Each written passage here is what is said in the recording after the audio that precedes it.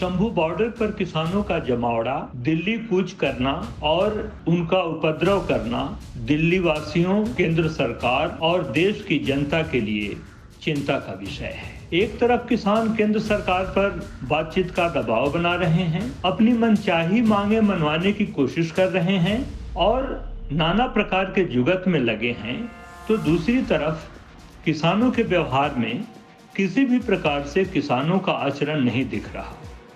पंजाब के किसान तो माननीय उच्च न्यायालय की सलाहें भी मानने को तैयार नहीं हैं। सवाल है, किसान राष्ट्रीय राजधानी क्षेत्र में बसों से क्यों नहीं आए? किसान tractor, trolley, JCB, crane, tipper, Poclain आदि के साथ क्यों आ रहे हैं? सरकार के सामने प्रदर्शन करने के लिए तलवारों की भला क्या जरूरत है? यहाँ तक कि पंजाब सरकार के ऊपर तो हाई कोर्ट ने भी सवाल उठाए हैं। दिल्ली वासियों और आम जनता तथा पत्रकारों के मन में शंभू बॉर्डर के किसानों पर कई तरह के शक पैदा हो रहे हैं। किसान क्यों नहीं समझ रहे कि सामने चुनाव है और केंद्र सरकार अब कोई नया कानून नहीं बना सकती? प्रदर्शन के लिए हथियारों और वैसे वाहनों की जरूरत क्या है जो मोटर वाहन अधिनियम के तहत हाईवे पर चलाए ही नहीं जा सकते? खबर है कि किसानों के बेड़े में 1200 ट्रैक्टर और 200 कारें शामिल हैं। किसानों के पास टेंट के साथ राशन पानी की पूरी व्यवस्था है। किसानों को आखिर इस तरह की व्यवस्था कहां से मिल रही है? किसानों के इस जमावड़े और उत्पात से आम लोगों की सहानुभूति भी आम किसानों के प्रति जाती रही है।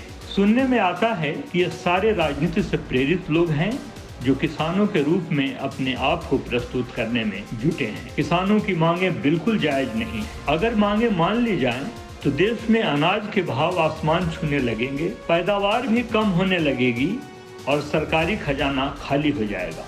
ऐसा खेती किसानी और अर्थशास्त्र के जानकार बता रहे हैं। किसानों की सुख सुविधा की व्यवस्था कौन कौन कर रहा है और किस तरह हो रहा है, इस पर भी सरकार और एजेंसियों की नजर है। किसान नेता प्रधानमंत्री और सरकार के लिए अलोकतांत्रिक भाषा का इस्तेमाल कर रहे हैं जिसे कतई जायज नहीं ठहराया जा सकता।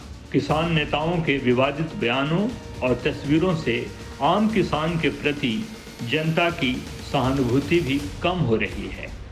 लोग पूछ रहे हैं कि करोड़ रुपए की कार, लाखों के म्यूजिक सिस्टम और महंगी शराबों की पार्टी करने वाले किसान आखिर प्रदर्शन क्यों कर रहे हैं? महिलाओं और बुजुर्गों तथा बच्चों को आखिर दिल्ली क्यों घसीटा जा रहा है? जिस तरह का आचरण शंभू बॉर्डर पर तथाकथित किसान कर रहे हैं, उससे स्पष्ट जाहिर होता है कि राष्ट्रीय अस्मिता और संपत्ति को नष्ट करने में भी पीछे नहीं है। आखिर खालिस्तान के समर्थन में बयानबाजी से तथाकथित किसानों को क्या हासिल होने वाला है? अब किसान आंदोलन से जुड़े किसानों और भारत के सच्चे कर्मठ किसानों के बीच अंतर करते हुए हर भारतवासी से निवेदन है कि किसान अन्नदाता हैं, इसे नहीं भूलना है। साथ ही किसानों के नाम पर जो सरकार और देश से सौदा और गद्दारी कर रहे हैं, उन्हें भगवान ही सद्बुद्धि दे। जय हिंद।